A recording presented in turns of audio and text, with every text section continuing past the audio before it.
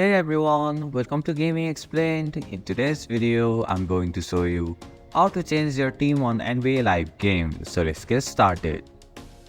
First, open the NBA Live game on your device. Tap on the settings option from the top right corner of your screen. In the settings menu, look for the change team option. Tap on the edit button right beside it. Now you will see a list of available teams. Browse through the options and select the team you like by tapping on it. After selecting your new team, tap on the select button at the bottom of your screen. This will confirm your choice.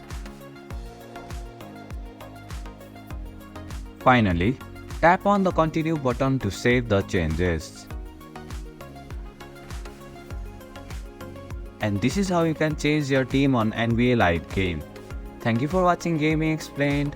Hope this video was helpful. If it was, then hit the like button and comment down if you have any questions or feedback. Also, if you are new to our channel, please subscribe and hit the bell icon so that you don't miss our upcoming videos.